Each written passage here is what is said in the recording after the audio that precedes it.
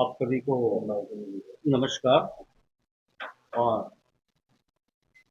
बहुत बहुत धन्यवाद कि आप लोग एक बहुत ही इम्पोर्टेंट प्रेस कॉन्फ्रेंस के लिए यहाँ आए हैं। मेरा सबसे पहले मैं जो बोलूँगा उससे पहले मैं ये बताना चाहता हूँ।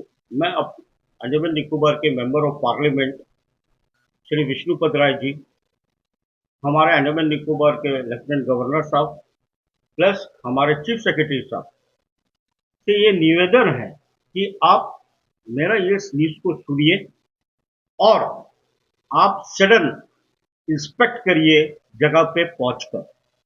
इवन मेरा रिक्वेस्ट सेक्रेटरी आईपीएनटी और डायरेक्टर से भी है। मैं हाल में ही चेन्नई से वापस पोर्टब्लेयर लौटा हूं। मेरी माता जी का सर्जरी कराते, मैं केके नगर गेस्ट हाउस में रुका और वहां में देखने को बड़ा अजीब सा चीज वहां में नजर आई मुझे। और मैं पता करा कि क्यों ये इतना गंदा है, क्यों मेंटेनेंस नहीं है। तब जाके मुझे जो वहां के लोगों से जानकारी मिली, मैं ये आपसे शेयर कर रहा हूं। और मेरा ये जो इंफॉर्मेशन है, ये मेरा रिक्वेस्ट है आईपीएनटी डायरेक्टर, सेक्रेटरी, लेफ्टिनेंट गवर्नर साहब, चीफ सेक्रेटरी साहब और हमारे मेंबर ऑफ पार्लियामेंट से कि आप इस पर गौर करिए। सबसे पहले मुझे ये पता चला है कि वेल्लचेरी करके एक जगह है चेन्नई में, जहां पे अंडमान निकोबार भवन के लिए भूमि दी गई थी 2.5 एकड़ की, वो भी 1991 में। आज तक वो जमीन ऐसी ही ब्लैंक पड़ी हुई है। केके नगर गेस्ट हाउस जो है वो सीपीडब्ल्यूडी की है, जो कि अंडमान निकोबार एडमिनिस्ट्रेशन, हमारा आईपीएलटी, उसे लीज या रेंट, अब सोचिए, लेके चला रही है। वो भी आपका first floor and second floor, ground floor जो है वो सीपीडब्ल्यूडी के हाथ में है। जब मैंने और जानकारी प्राप्त करने की कोशिश की तो मुझे ये पता चला कि यहाँ पे मेंटेनेंस का काम जो है वो सीपीडब्ल्यूडी देखती है, क्योंकि बिल्डिंग उनकी है। और हमने कई बार, ये मुझे केके नगर गेस्ट हाउस से लोग बताए हैं, उनके स्टाफ, कई बार जो है हमने सीपीडब्ल्यूडी से कहा है मेंटेनेंस के लिए, पर वो मेंटेनेंस नहीं कर रही है। बिल्डिंग जो है एकदम क्रैक है, क्रैक होके गिर रही है। और इस तरह हालत में है हमारा केके नगर गेस्ट हाउस चेन्नई में, अंडमान भवन। तो मेरा सवाल एडमिनिस्ट्रेशन से ये है कि जब वेलचेरी में आपको 2.5 एकड़ जमीन 91 में मिली है, तो उसमें आप क्यों नहीं अपना खुद का अंडमान भवन वहां में कंस्ट्रक्ट किए? कई साल हो चुके हैं, आप लीज में क्यों हो? दूसरी चीज जो मुझे देखने में आई है, ये बड़ा दुखद खराब बात है कि हमारा अंडमान निकोबार एडमिनिस्ट्रेशन ने ये कहा है, डिक्लेयर भी किया है कि पेशेंट जो है वो केके नगर गेस्ट हाउस में रुकेंगे, और जो नॉर्मल आदमी है अगर केके गेस्ट हाउस में वैकेंसी है तो वो वहां पे रुक सकते हैं, या आप अन्ना नगर गेस्ट हाउस पे। पर देखा गया ये है, जैसा मैंने आपको पहले कहा, अभी मान लीजिए आप एक बड़ा सर्जरी करके आए हो, तो आप पहला बात तो फर्स्ट फ्लोर और सेकंड फ्लोर तक चल ही नहीं सकते हो। वहां पे सीढ़ी है, लिफ्ट है ही नहीं। तो पेशेंट जाए तो कैसा जाए फर्स्ट फ्लोर या सेकंड फ्लोर तक? दूसरी चीज, आईपीएनटी के जो वहां स्टाफ रिक्रूट है वो अपना काम नहीं कर रहे हैं, जो रेगुलर है, परमानेंट है। वहां पे एक ही डीआरएम मेंबर है जो रूम भी देखता है, साफ करता है, झाड़ू भी लगाता है, पानी भी देता है, सभी करता है। और जो परमानेंट स्टाफ है वहां पे कुक बन के बैठे हुए हैं। आपका भी 3 महीना होने को आया है। मैं डायरेक्टर आईपीएनटी से पूछना चाहूंगा, इवन सेक्रेटरी आईपीएनटी से, आपकी तरफ से एक लेटर पास हुई थी कि जो कर्मचारी है वो अपना काम करेंगे, किचन को आप बंद कर दीजिए या प्राइवेटाइजेशन कर दीजिए। तो ये अब तक इंप्लीमेंट क्यों नहीं हुआ है? आपका स्टाफ बराबर काम क्यों नहीं कर रहे हैं? जो जिस पे वो रिक्रूट हुए हैं। दूसरा चीज, एक डीआरएम को आप लगड़ रहे हो। जब आगे मैं और पता करा तो ये पता चला है मुझे, आपका अन्ना नगर गेस्ट हाउस में एक असिस्टेंट मैनेजर है मिस्टर कृष्ण कुमार बोल के, 7 साल हो गए उसको। वो यहां से गया था ट्रीटमेंट के लिए, उसको वन साइड पैरालाइज हुई थी। अच्छा से सुनिए बात, वो पैरालाइज में ट्रीटमेंट के लिए गया है। आज वो असिस्टेंट मैनेजर का पोस्ट होल्ड कर रहा है वहां पे। किस बेसिस में? क्या उसका ट्रांसफर हुआ या उसको पोस्ट दिया गया है? जब आगे और पता किया तो मुझे ये पता चला, डीआरसी जो हमारा विक्टर साहब थे वो रिटायर हो गए। जब वो रिटायर हुए तो वो इलेक्ट्रिसिटी को दिए चार्ज। इलेक्ट्रिसिटी वाला जब वो रिटायर हो गया तो पीडब्ल्यूडी को दिया चार्ज। पीडब्ल्यूडी वाला वो जब रिटायर हुआ तो इनको चार्ज दिया, मिस्टर कृष्ण कुमार को। तो क्या 7 साल लगता है क्या एक पैरालाइज पेशेंट को? आज वो वहां बैठा हुआ है, किस बेसिस में बैठा हुआ है? उनका ट्रांसफर क्यों नहीं हो रहा है? या एडमिनिस्ट्रेशन या का आईपीएनटी डायरेक्टर या सेक्रेटरी क्यों नहीं पूछ रहा है उनसे कि आप किस वजह से वहां पे बैठे हो? ये पहला सवाल है। दूसरा सवाल है मेरा ये, और वहां पे बैठ के मोनोपोली किया जा रहा है। जैसा कि आपने सुना हुआ था, बीच में साइक्लोन आया था, पौंडीचेरी, आपका चेन्नई वगैरह सब जगह पे पानी भर गया था। वहां पे इन्होंने क्या किया, बेस में, ये अन्ना नगर की बात बता रहा हूं, बेस में पीडब्ल्यूडी ऑफिस है। पानी जब भर गया था, इनको 306 रूम नंबर अन्ना नगर वो अलॉटमेंट किया गया। उसका बाद इन्होंने क्या करा, आपका जो डाइनिंग रूम है उसको भी आधा कैप्चर कर दिया। वहां में पीडब्ल्यूडी का 3 सेक्शन बन गया है। भाई किस बेसिस में क्या कर रहा है पीएनटी? यहां से लोग जा रहे हैं, आप उनका रूम कैप्चर करके बैठे हो, खाली क्यों नहीं करा रहे हो?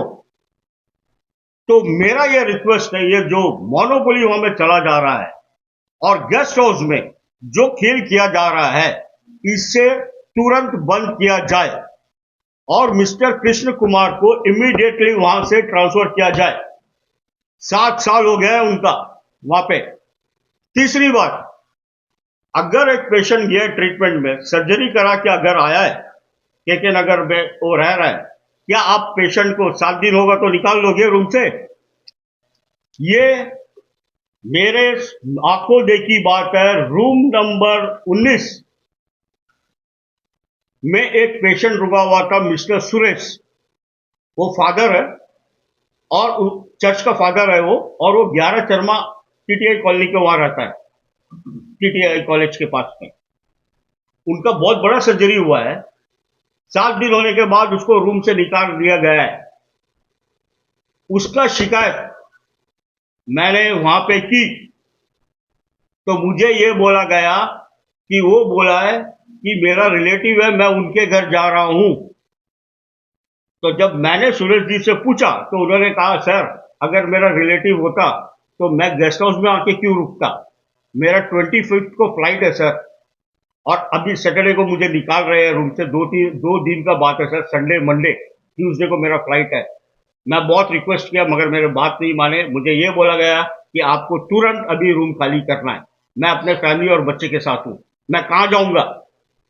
ये सब हो रहा है सर, एमपी साहब, ये सब हो रहा है हमारे अंडमान लोगों के साथ। ये सब हो रहा है आईपीएनटी के डायरेक्टर साहब, सेक्रेटरी साहब और एलजी साहब। सुनिए, ये है रियलिटी।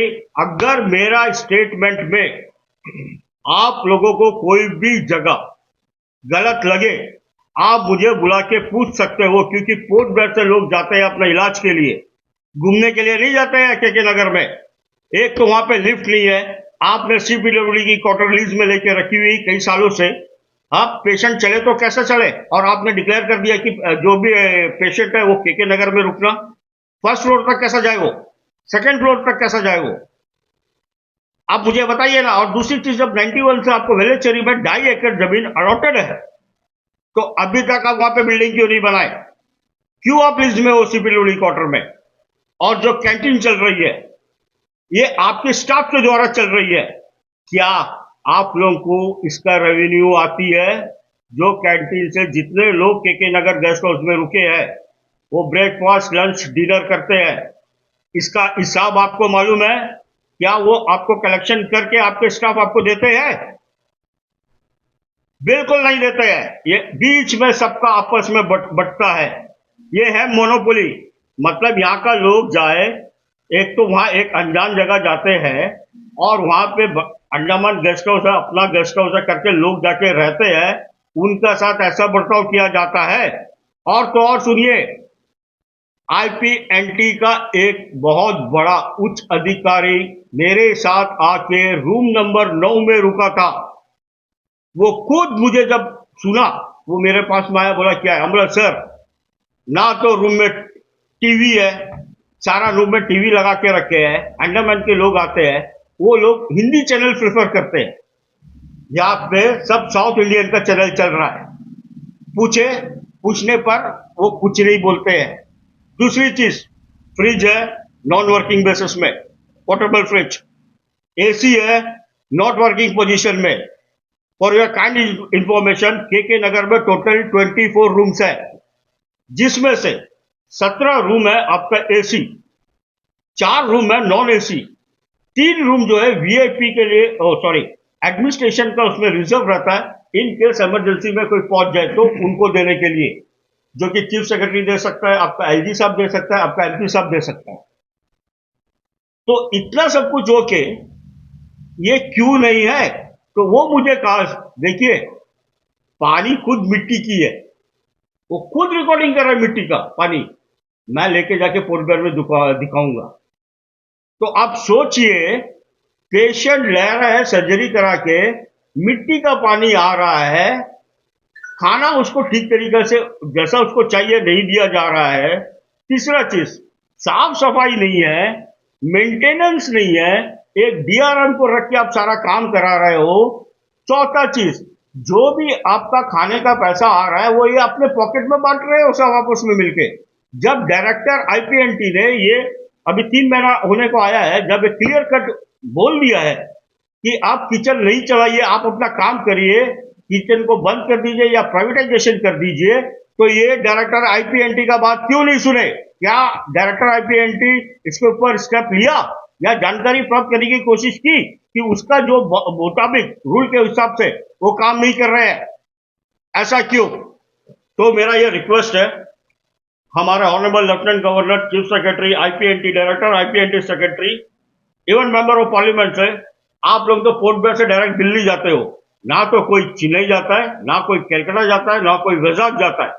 आप लोगों को यहाँ का स्थिति बिल्कुल भी नहीं पता क्या चल रही है यहाँ पे। आप सडन डेथ, आप जाइए विजिट करिए, आपको पता चलेगा वहां पे क्या चल रही है।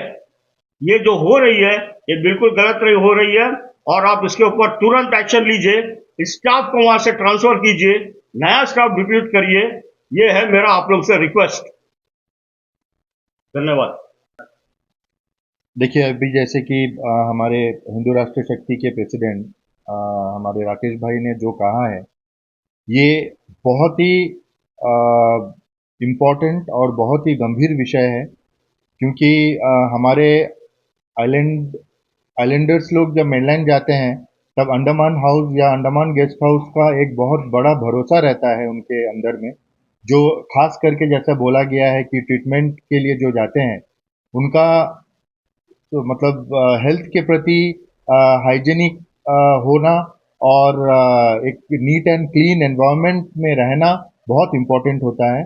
और आए दिन हम लोग देखते हैं कि देखिए, ये एडमिनिस्ट्रेशन का जो रवैया रहता है खास करके हमारे आइलैंडर्स के ऊपर में, ये मेरे ख्याल से अब थोड़ा चेंज करना पड़ेगा, क्योंकि हर एक सेक्टर में देख लीजिए, नॉट ओनली इन दिस आपका guest house, Andaman guest house का बारे में जो कंप्लेंट्स आया है, ये आज का नहीं है, बहुत काफी पुराना कंप्लेंट्स भी है हमारे पास में, लेकिन इसको नजरअंदाज किया जाता है एडमिनिस्ट्रेशन के द्वारा, जो नहीं होना चाहिए। और हेल्थ डिपार्टमेंट और बाकी जितने भी डिपार्टमेंट्स है, इसमें भी मॉनिटरिंग सिस्टम बैठाना चाहिए, क्योंकि ये जो ट्रांसफर का इशू है, ये मेरा ख्याल से हर एक डिपार्टमेंट में कुछ ना कुछ ट्रांसफर का इशू रहा है। जो अपने लोग हैं, जो अपने करीबी लोग हैं, उनका ट्रांसफर जो है ऐसे जगहों पर किया जाता है और वहां से हटाया नहीं जाता है दोबारा, कि उनको सुविधा रहे, उनको आराम रहे काम करने में। लेकिन ऐसा नहीं होता है, ये बर्ताव जो है ये सही नहीं है। धीरे धीरे पब्लिक को और हम जैसे लोगों को सारा डिटेल्स पता चल रहा है। और नेक्स्ट टाइम जो है हम हेल्थ डिपार्टमेंट के लिए भी हम बोलेंगे, ऐसे ही ट्रांसफर का इश्यूज है जो ऑर्थो डिपार्टमेंट का है। मायाबंदर और कचाल में जो ऑर्थो इंचार्जेस है वो पोर्ट ब्लेयर में आके बैठा हुआ है, वहाँ का कोई भी ट्रीटमेंट सही से नहीं हो रहा है, जबकि उन लोग यहाँ रहते हुए वहाँ का पेशेंट को यहाँ पे मंगाया जा रहा है। तो इस बारे में हम लोग नेक्स्ट टाइम बात करेंगे। और रही बात हमारे जो नए चुने हुए एमपी की, मुझे पूरा आशा है कि आज राकेश भाई ने जो गंभीर आरोप हमारे अंडमान गेस्ट हाउस को लेकर लगाए हैं, ये एमपी साहब बहुत ही सीरियसली लेंगे। और जो भी सही रहे उनके मुताबिक, या फिर जो भी कार्रवाई होना चाहिए ये तुरंत से तुरंत हो, ये हमारा हिंदू राष्ट्र शक्ति की तरफ से एक डिमांड रहेगा। Thank you so much.